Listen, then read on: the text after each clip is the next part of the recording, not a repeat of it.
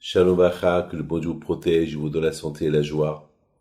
Ce matin, je voudrais vous raconter une très belle histoire. Une histoire d'un juif qui avait été à Jérusalem. C'est une histoire qui s'est passée il y a une centaine d'années. Et ce juif-là, il avait un cheval, il était pauvre. Et il avait besoin d'aide parce il vendait de la nourriture, du blé, et lui était vieux, donc il avait besoin de quelqu'un qui prend la marchandise et la vendre. Et voilà, c'est ce qu'il a fait. Il a loué un autre juif qui travaillait chez lui. Il s'appelle Moïchele. Donc ce Moïchele-là, il était là. C'est lui qui prenait la marchandise du monsieur, du vieux, et la vendait. Quelques années plus tard, ce monsieur-là, il est mort. Alors, il est mort, et entre-temps, son cheval, il a enfanté un enfant, un petit cheval. C'était super. Ce petit cheval-là était extraordinaire. Ce petit cheval-là était rapide. Ce petit cheval-là, il avait le pouvoir d'aller à gauche et à droite et faire tout le travail que son propriétaire lui donnait de faire. C'était spectaculaire, vraiment. Il faisait le travail de 5 chevals. Donc tout le monde voulait l'acheter. Et lui, il n'a pas voulu le vendre parce que pour lui, pour le vieux, ce cheval, il n'a pas de prix. Donc il n'a pas voulu le vendre. Et un jour, ils sont partis chez le gouverneur de Jérusalem. Ils lui ont dit, ce juif-là, il a un cheval, un vieux cheval et un jeune cheval.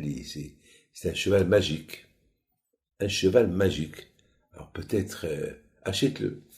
Donc il lui envoie des gens, il le convoque, il vient, je voudrais ton cheval, je te paye très très fort.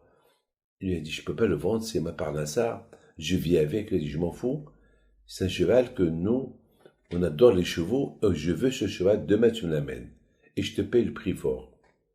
Il s'est passé que malheureusement, le lendemain, le cheval il est mort. Ah le pauvre, du coup il est devenu pauvre, le cheval il est mort. Alors, on vient chercher le cheval et il était mort. Ils ont vu que c'était un serpent qui l'a mordu et qui l'a tué. Bon, bien sûr, le gouverneur, il a eu la peine. Et les Juifs étaient contents. Très, très, très, très contents.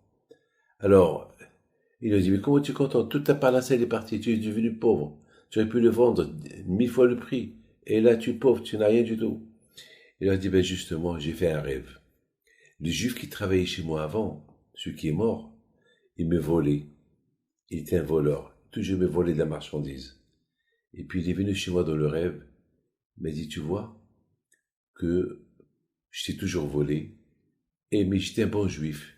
Et parce que j'étais un bon juif, je fais mes prières et tout. Donc, on m'a pas laissé rentrer au paradis. Donc on m'a dit, le seul moyen est, tu vas être réincarné, Gilgul, dans ce petit cheval-là, et tu vas travailler très fort pour récupérer, pour payer tout ce que tu as volé comme argent à ton propriétaire par le travail. Alors, il est venu chez moi dans le rêve, il m'a dit, voilà, monsieur le patron, aie pitié de moi. Voilà, si tu m'acceptes, si tu me pardonnes tout le mal que je t'ai fait, tout ce que je t'ai volé, alors je vais travailler très très dur avec ce petit cheval-là, où je vais être réincarné, je vais te faire le travail de 5-6 personnes. Je vais être imbattable, infatigable. Comme ça, tu me pardonnes.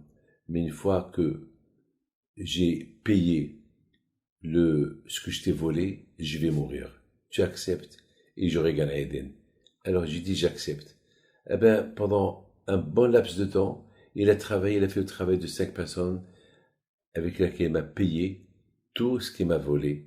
Donc, une fois que il a payé tout, donc il est mort. Donc je suis très content que il est mort mon cheval, sachant que mon cheval il est mort, donc la neshama du juif qui a travaillé chez moi, elle est à Gan Eden. Mes amis, il faut beaucoup faire attention au vol. Il ne faut pas toucher ce qui ne nous appartient pas. Beaucoup de fois on croit qu'on est super, qu'on est bien, qu'on n'a rien à se reprocher, on a volé à personne. C'est vrai, on n'est pas des voleurs, on a volé à personne. Mais beaucoup des fois, on peut faire des petites bêtises, on peut se permettre, par exemple, prendre de la coupa à la tialière tzedaka, quelques sous de là-bas, pour compléter une somme, et après on oublie de la rendre. Ça s'appelle qu'on a volé à la coupa, on a volé aux pauvres. Beaucoup des fois, on ne donne pas la tzedaka, et vous savez que le bon Dieu nous donne, il ne donne pas que pour nous, il nous donne pour que nous, on donne à d'autres. Et lorsqu'on ne donne pas à d'autres, on s'appelle des voleurs. Parce qu'Hachem, il ne peut pas rendre tout le monde riche. Hachem, il ne peut pas donner à tout le monde. Alors Hachem, il te donne à toi, il te donne assez pour que toi tu donnes à d'autres. Mais si tu gardes tout pour toi, tu voles.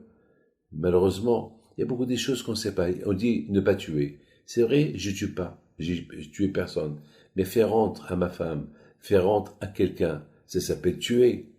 Donc, vous savez que lorsque quelqu'un est rougi, c'est comme si le sang, il monte dans sa tête, et comme si tu l'as tué, Hashu Shalom. Il y a beaucoup de choses qu'on ne fait pas. On touche des choses qui ne nous appartiennent pas.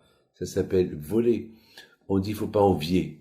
Et moi, je dis, mais jamais j'ai envié personne. Ouais, mais c'est facile de dire ne pas envier. On voit une belle Mercedes de quelqu'un. On dit, waouh, quelle Mercedes. Je voudrais bien avoir une Mercedes pareille. Ça s'appelle envier. Et ça s'appelle un Allah. Faisons attention à tout cela. Et que le bon Dieu vous protège. Amen, et que Hachem vous donne longue vie. Amen. Amen. Amen.